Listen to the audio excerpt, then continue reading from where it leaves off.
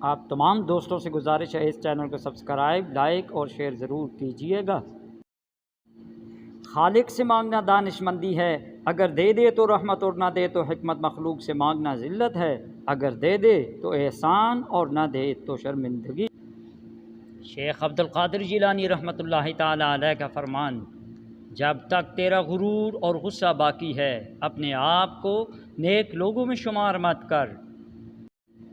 اگر نماز کے وقت طواف کعبہ رک سکتا ہے تو تیرا کاروبار اور کام کیوں نہیں رک سکتا؟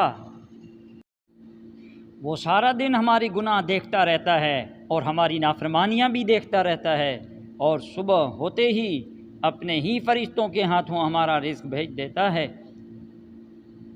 اور ارشاد باری تعالیٰ ہے: فَبِأَيِّ آلَاءِ رَبِّكُمَا تُكَذِّبَانِ، پس کون کون سی نعمتوں کو جھٹلاؤ گے تم دونوں جنوں اور انسانوں۔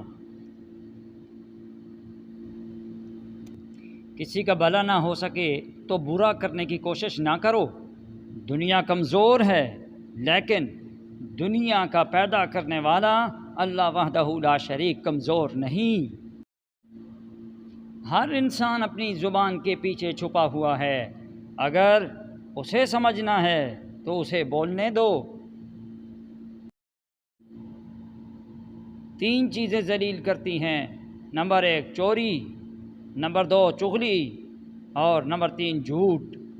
3 چیزیں پاک رکھو: نمبر 1 جسم، نمبر 2 لباس، اور نمبر 3 خیالات۔ 3 چیزیں ہمیشہ یاد رکھو: نمبر 1 موت، نمبر 2 احسان، اور نمبر 3 نصیحت۔ 3 چیزیں قابو میں رکھو: نمبر 1 زبان، نمبر 2 نفس، اور نمبر 3 غصہ۔ 3 چیزیں باقاعدگی سے پڑھو: نمبر 1 نماز، نمبر 2 قرآن، اور نمبر 3 درود۔